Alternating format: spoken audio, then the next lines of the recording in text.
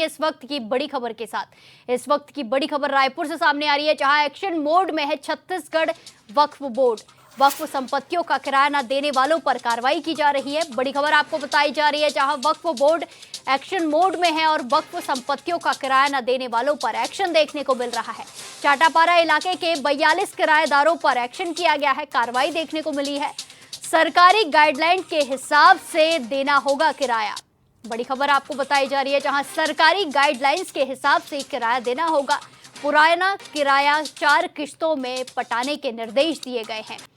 बिलासपुर में वक्फ बोर्ड की है करोड़ों की संपत्ति। बोर्ड अध्यक्ष ने किराएदारों को बुलाकर कराया एग्रीमेंट। बड़ी खबर आपको बताई जा रही है, जहां वक्फ बोर्ड एक्शन मोड में नजर आ रहा है। बोर्ड अध्यक्ष ने किराएदारों को बुलाकर एग्रीमेंट कराया। रायपुर से बड़ी खबर आपको बताई जा रही है, जहां एक्शन मोड में छत्तीसगढ़ वक्फ बोर्ड है। वक्फ संपत्तियों का किराया न देने वालों पर एक्शन देखने को मिल रहा है, कार्रवाई देखने को मिल रही है। चाटापारा इलाके के 42 किराएदारों पर यह कार्रवाई की गई है। ये करीबन 1974 के आसपास के किराएदार थे। कभी 20 रुपये, 50 रुपये, 70 रुपये और हाईएस्ट 400 रुपये तक किराया दिया जाता था। और आज वर्तमान किराया होना चाहिए उसका 22,000 से 25,000 रुपये। तो आज करीबन 42 किराएदारों को बुलाया गया है और 42 किराएदार को बुला के एग्रीमेंट किया गया है कि आप 400, 500 या 200 रुपये किराया देते वो नहीं चलेगा। किराया नहीं देने वालों की दुकान सील कर दी जाएंगी या छत्तीसगढ़ राज्य वक्फ बोर्ड के द्वारा आप एग्रीमेंट करिए कि जो शासकीय गाइडलाइन है और कलेक्टर दर के हिसाब से किराया दीजिए। उसमें भी 30 से 40% उनको छूट दे दी गई है। करीबन जिसका दुकान का किराया था 400 रुपये, वो 15,000 रुपये में तैयार हुआ और जिसका किराया 80 रुपये था वो 5,000 रुपये में तैयार हुआ। करीबन पहले आमदनी होती थी हमारी टोटल 23,000 रुपये और आज आमदनी हो गई हमारी 5,40,000 रुपये। जब 5,40,000 आमदनी होगी तो समाज के शिक्षा के क्षेत्र में खर्च होगा, स्वास्थ्य के क्षेत्र में खर्च होगा और समाज के जो तलाकशुदा विधवा महिलाओं, जो नया वक्फ बिल आया है, गरीबों का हक गरीबों को मिले, तो जो गरीब मुसलमान हैं उनका हक मिलने का समय आ चुका है। ये सबसे बड़ा आपके सामने उदाहरण है कि जो 23,000 रुपये किराया आता था, आज 2 घंटे के अंदर 5,40,000 रुपये किराया चालू हो गया।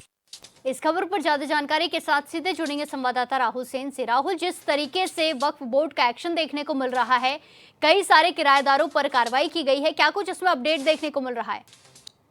प्रिया जी, मैं आपको बताना चाहूँ कि वक्फ बोर्ड जो अभी उसके जो अध्यक्ष है सलीम राजा खुद बिलासपुर गए थे एवं वहाँ के लोगों को उन्होंने बुलाया। वक्फ बोर्ड की बहुत सारी ऐसी जमीनें हैं जिसमें लोग बहुत दिनों से रह रहे हैं, दुकानें उसमें संचालित हो रही है, पर उसका जो किराया है वो सरकार के पास नहीं आ रहा था। इसी के मद्देनजर वक्फ बोर्ड अभी एक्शन में है। उन्होंने जो 40 के ऊपर जो किराएदार है उनको सबको बुलाया है, उनसे एग्रीमेंट कराया है और अब जो है जो सरकार के जो बराबर जो मासिक जो शुल्क है, जो किराया है, उसे बराबर से वक्फ बोर्ड लिए रहे हैं, जिससे कि जो मुस्लिम समुदाय के लोग हैं उनके ऊपर इसे खर्च किया जाएगा, चाहे वो स्वास्थ्य के सिलसिले में हो, चाहे वो शिक्षा के मद्देनजर हो। ये वक्फ बोर्ड का जो एक्शन मोड में जो अभी दिख रहा है आपको, ये मात्र मुस्लिम समाजों के उत्थान के लिए किया जा रहा है ताकि मुस्लिम समाज और आगे बढ़ सके। जी बिल्कुल, धन्यवाद राहुल हमारे साथ जानकारी साझा करने के लिए।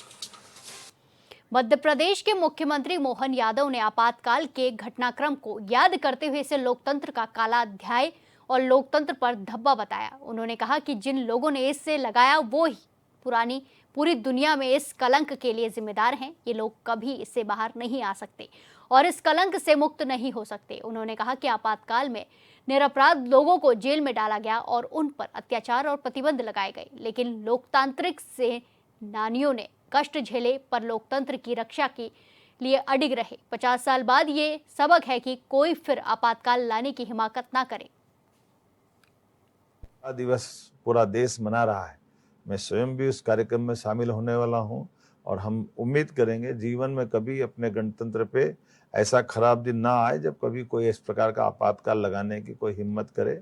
मेरी अपनी ओर से वो सभी लोकतंत्र सेनानी जो आज वर्तमान में है उनको मैं अपनी तरफ से बधाई देता हूँ, शुभकामना देता हूँ, जिनके कारण से लोकतंत्र जिंदा है।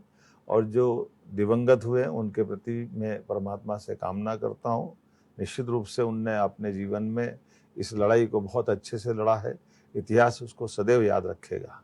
एक बार फिर सभी लोकतंत्र सेनानियों और प्रदेश के प्रत्येक गणतंत्र के नागरिकों को बधाई।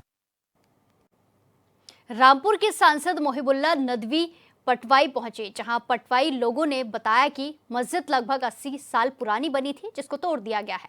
वहीं जिला प्रशासन का कहना है कि मस्जिद लोक निर्माण विभाग की जगह पर बनी थी।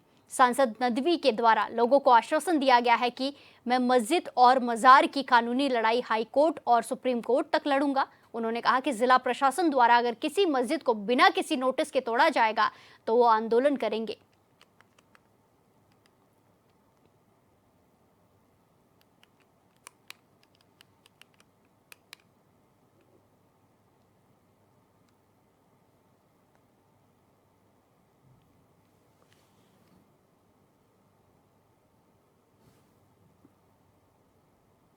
रायपुर में जगन्नाथ रथ यात्रा 2025 की भव्य तैयारियों को लेकर एक अहम बैठक जगन्नाथ मंदिर परिसर में आयोजित हुई, जिसकी अध्यक्षता समिति अध्यक्ष और रायपुर उत्तर विधायक पुरंदर मिश्रा ने की। इस बैठक में यात्रा को पारंपरिक गरिमा, सामाजिक समरसता के अनुरूप भव्य, शांतिपूर्ण संपन्न कराए जाने पर चर्चा की गई। साथ ही रथ निर्माण की गुणवत्ता, आकर्षक सजावट, यात्रा मार्ग की समुचित सफाई को लेकर चर्चा की गई। इस मौके पर विधायक ने कहा कि श्री जगन्नाथ रथ यात्रा केवल एक धार्मिक अनुष्ठान नहीं है, बल्कि हमारी सामाजिक चेतना, लोक आस्था, सांस्कृतिक परंपरा और सामूहिक एकता का जीवंत प्रतीक है, जिसे हम सब मिलकर श्रद्धा और सहभागिता के साथ हर साल भव्यता से संपन्न कराते हैं।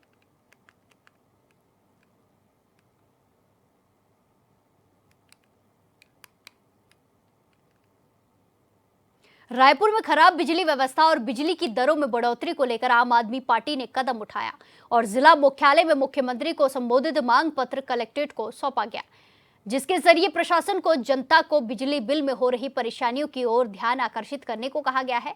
साथ ही बिजली दरों में बढ़ोतरी को रोक लगाने की मांग की गई है।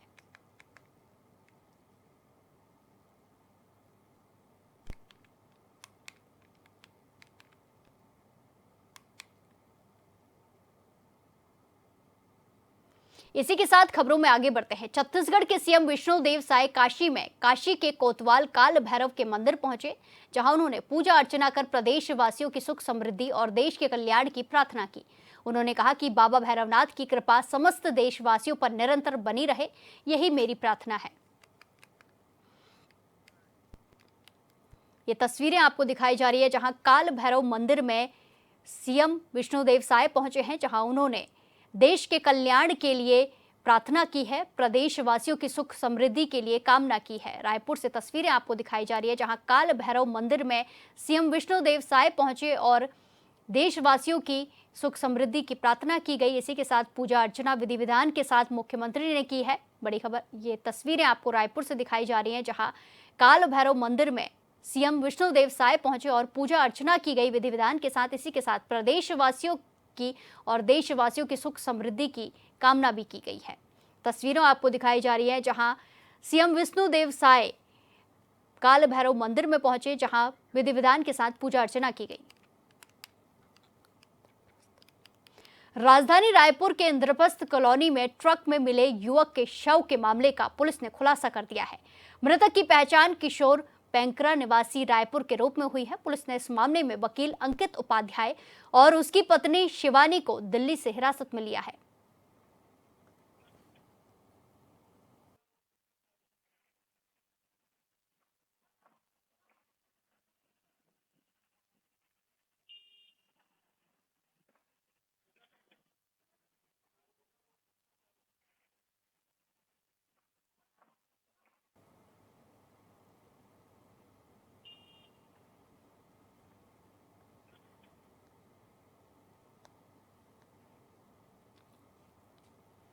इसी के साथ खबरों में आगे बढ़ते हैं। धार के सिघाना में एक शिक्षिका ने नशे की हालत में सरकारी स्कूल पहुंचकर छात्रों के सामने जमकर हंगामा किया। जब इसकी जानकारी अधिकारियों को लगी तो उन्होंने तुरंत धार सहायक आयुक्त को सूचित किया। वहीं मामले में संज्ञान लेते हुए सहायक आयुक्त ने तत्काल प्रभाव से उक्त शिक्षिका को निलंबित कर दिया है।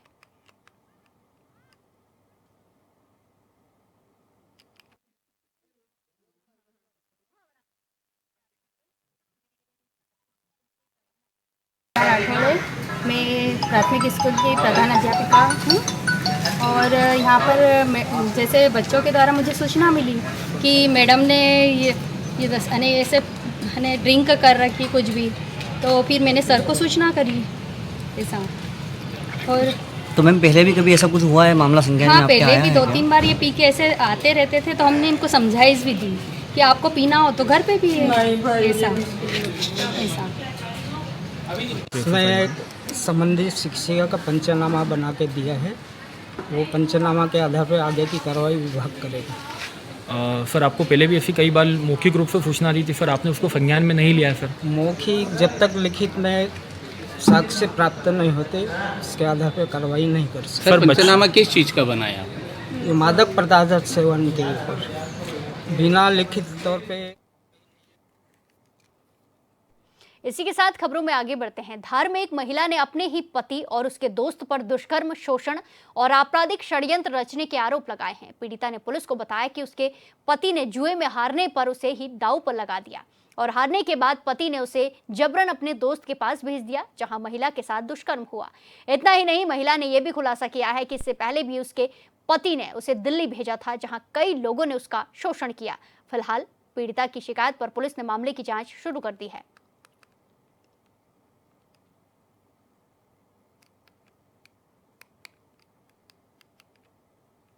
इस संबंध में पीड़िता द्वारा पहला थाना इंदौर में एफआईआर पंजीबद्ध कराई थी। वहाँ 0 पर एफआईआर पंजीबद्ध होकर थाना कानवन में आई है। वहाँ पर असर पर कायमी करके और उसमें आगे विवेचना की जा रही है। इसमें संबंधित जो पक्ष हैं उससे इंदौर जाकर के पीड़िता के भी कथन इसमें लिए जाएंगे और बाकी जगह जहाँ भी संदिग्ध आरोपी हैं उनकी तलाश करके कार्रवाई की जाएगी। अब वक्त एक छोटे से ब्रेक का, फिर लौटेंगे कुछ खबरों के साथ। बने रहिए हमारे साथ।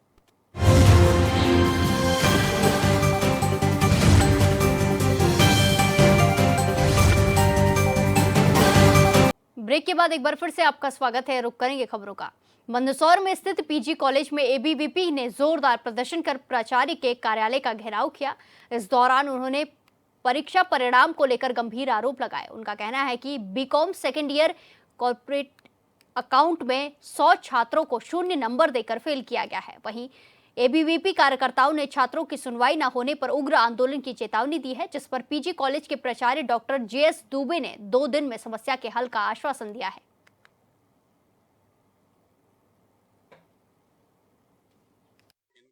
मुद्दा है बीकॉम सेकेंड ईयर में कॉर्पोरेट अकाउंटिंग एक पेपर हुआ था। उस कॉर्पोरेट अकाउंटिंग में विश्वविद्यालय ने जो मूल्यांकन किया है, इसमें हमारे महाविद्यालय के सारे छात्रों को 0 नंबर दे दिया और यही उनका झगड़े की बात है। सारे छात्र इसी बात पे आक्रोशित हैं कि 0 नंबर हम कैसे पा सकते हैं। ये बात सही भी है कि किसी भी क्लास में सारे के सारे 100% बच्चे 0 नंबर नहीं पा सकते, ऐसा तो मेरा भी मानना है। कम से कम 10% बच्चे ऐसे होंगे जो 0 से ऊपर होंगे, पास होने लायक होंगे। पेपर टफ रहा होगा, बहुत टफ रहा होगा, तो भी उसी क्लास के बच्चे रहे होंगे। तो हाँ, 100 बच्चे बता रहे, तो 100 में से मेरा कहना है कि कम से कम 10 बच्चे भी तो पास होने लायक होंगे। तो हमारी बात हुई है, मेरी अनुपस्थिति में डॉक्टर डीसी गुप्ता सर ने पत्र भेजा था। उन्होंने हमारे किसी प्रोफेसर को कहा है कि आप अपने किसी प्रोफेसर को भेज के और अपने बच्चों की कॉपी फिर से यहाँ जचवा लें, चेक करवा लें और जो निर्णय होगा वो सभी को, विश्वविद्यालय को भी मान्य होगा, हमारे बच्चों को भी मान्य होगा। हमने वही आश्वासन दिया कि उन्होंने हमारे प्रोफेसर को बुलाया है, आप लोग अगर तैयार हों तो हम अपने एक प्रोफेसर को कल भेज देंगे। 2 दिन का समय लिया है इनसे, कल और परसों में वो जाके इन सारे बच्चों की कॉपी जाके फिर से चेक करेंगे। विक्रम विश्वविद्यालय उज्जैन द्वारा जो पीजी कॉलेज में एग्जाम हुई थी बीकॉम सेकेंड ईयर की कॉर्पोरेट अकाउंटिंग में, उसी कॉलेज में बीकॉम सेकेंड ईयर के सभी 100 से अधिक छात्रों को 0 नंबर देकर सभी को फेल कर दिया गया है, जिसमें कॉलेज द्वारा कोई एक्शन नहीं लिया जा रहा है। सभी छात्रों को रोज बुला के झूठा आश्वासन देकर परेशान कर दिया गया है। इस विषय में एबीवीपी ने पहले भी ज्ञापन दिया, पर एबीवीपी के ज्ञापन देने के बाद भी इन्होंने कोई कार्रवाई नहीं की। उसने आज हम प्रदर्शन के लिए बाध्य और प्राचार्य का घेराव करा हमने। कॉर्पोरेट अकाउंटिंग, जिसमें सभी छात्रों को 100 से अधिक छात्र जिनको 0 दिया है और इनके द्वारा कोई हम छात्रों को कोई सही जवाब नहीं दिया जा रहा है। झूठे बयान देकर रिवोल्यूशन का फॉर्म ऐसा बोल के झूठे फॉर्म 600 रुपए का फॉर्म भरवा के सभी छात्रों को झूठा सानिध्य देके गुमराह कराया जा रहा है।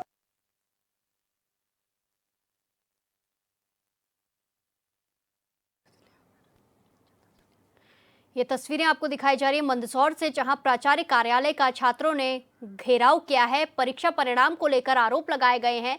छात्रों की सुनवाई न होने पर आंदोलन की भी चेतावनी दी गई है। इस खबर पर ज्यादा जानकारी के साथ सीधे जुड़ेंगे संवाददाता बालचंद्र से। बालचंद्र, जिस तरीके का ये पूरा मामला सामने आया है, जहां पे एबीवीपी कार्यकर्ताओं ने छात्रों के परीक्षा परिणाम को लेकर कार्यालय का घेराव किया, क्या कुछ मांगे रही हैं और मांगों पर क्या कुछ असर देखने को मिल रहा है?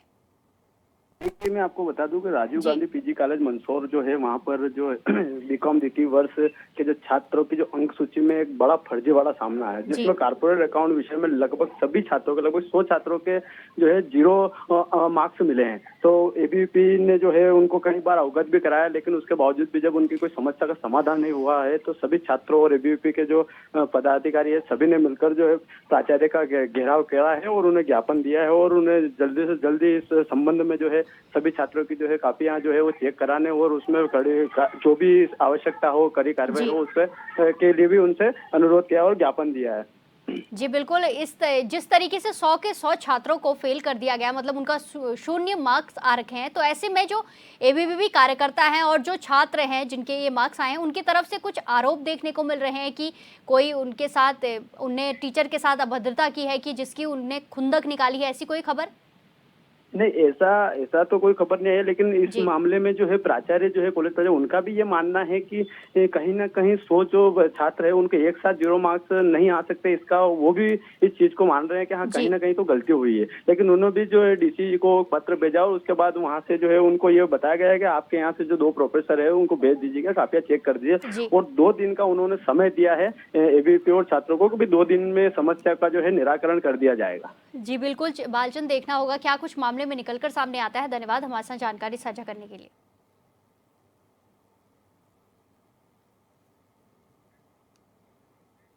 इसी के साथ खबरों में आगे बढ़ते हैं। मंदसौर में हुई बारिश ने प्रशासन के दावों की पोल खोल के रख दी है, जहां बारिश के चलते नाले का पानी घुसने से किसानों की लहसुन की फसल बर्बाद हो गई। उन्होंने आरोप लगाया है कि मंडी प्रशासन की लापरवाही से उनका काफी नुकसान हुआ है। अब इसका क्या किया जाए?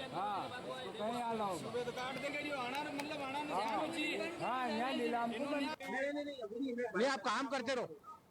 ये बारिश के कारण किसानों की लहसुन बहुत गीली हो गई है, इसके साथ मेरी भी लहसुन खराब हुई है पूरी पिकअप, और ये मंडी की लापरवाही की वजह से किसानों को भारी नुकसान हुआ है।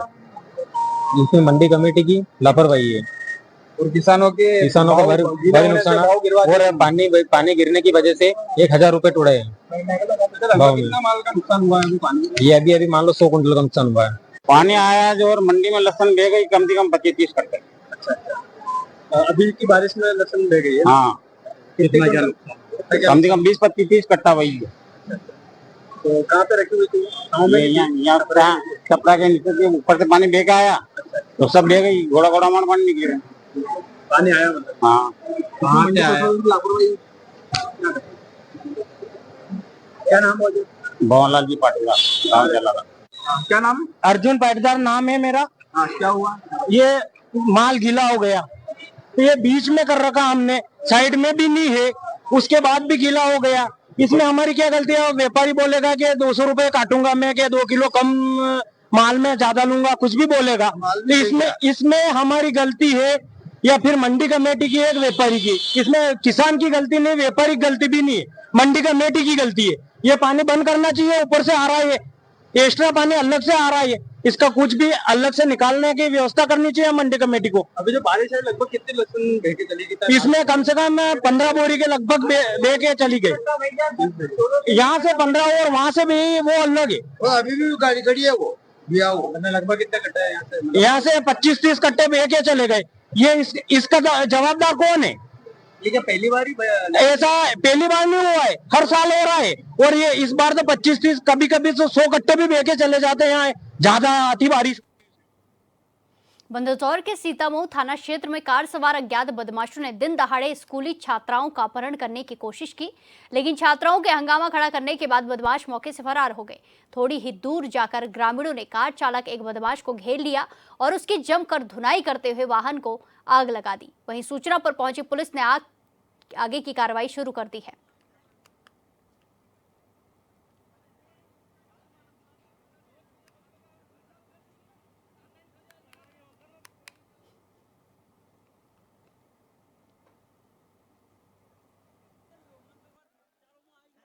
धतुरिया और दीपाखेड़ा के बीच में से जो है एक व्यक्ति को एक गाड़ी के साथ में कुछ लोगों ने पकड़ा है ग्रामीणों ने। उनका ये आरोप है कि बच्चियां कुछ पढ़ने जाती तो उनके साथ में ये उनको बिठाने की कोशिश कर रहा था गाड़ी के अंदर। हम लोग इस बात की FIR भी कायम कर रहे हैं। अब प्रकरण अनुसंधान में लिया जा रहा है। विवेचना उपरांत जानकारी में होगा कि यदि इसके और भी कोई साथी है तो उनकी भी जानकारी हम लोग लगाने का प्रयास करेंगे। इसके बाद एक 4-व्हीलर गाड़ी भी थी जो ग्रामीणों पर जलाई गई। साइबर सिटी गुरुग्राम में प्लॉट दिलाने के नाम पर धोखाधड़ी करने के आरोप में कांग्रेसी नेता के रिश्तेदार को गिरफ्तार किया गया है। ब्राह्मण को प्लॉट दान दिलाने के नाम पर धोखाधड़ी की गई है। गुरुग्राम पुलिस ने एक आरोपी को गिरफ्तार कर लिया है।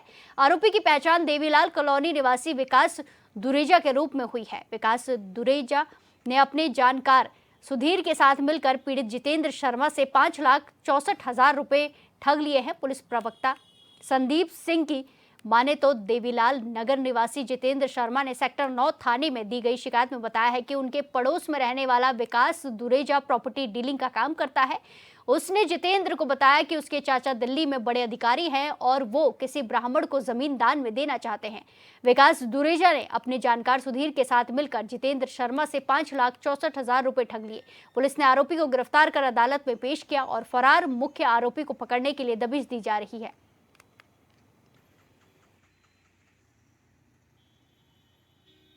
इसमें 18 जून 2025 को गुरुग्राम पुलिस के सेक्टर 9A पुलिस स्टेशन में एक विक्टिम के द्वारा कंप्लेंट फाइल की गई थी और उसके द्वारा अपनी कंप्लेंट में बताया गया था कि उसके एरिया में रहने वाला कोई व्यक्ति है जिसके द्वारा उसको एक प्लाट दान पर दिलवाने के नाम पर के उससे कुछ ठगी की गई है। विक्टिम के द्वारा बताया गया था कि उससे करीब 10 लाख रुपए में ये बात हुई थी प्लाट दिलवाने की और जो एक्यूज़ है उसके द्वारा करीब 5,64,000 रुपये उससे इस धोखाधड़ी में ले लिए गए थे। तो इसमें गुरुग्राम पुलिस के द्वारा चीटिंग से संबंधित सेक्शंस में FIR रजिस्टर की गई थी। FIR रजिस्टर करने के बाद इसमें गुरुग्राम पुलिस के द्वारा एक एक्यूज़ को इसमें अरेस्ट किया गया है। अरेस्ट किया गया जो एक्यूज़ है उसकी पहचान। देश प्रदेश की खबरों में फिलहाल के लिए इतना ही। बाकी तमाम खबरों के लिए देखते रहिए HNN 24/7। नमस्कार।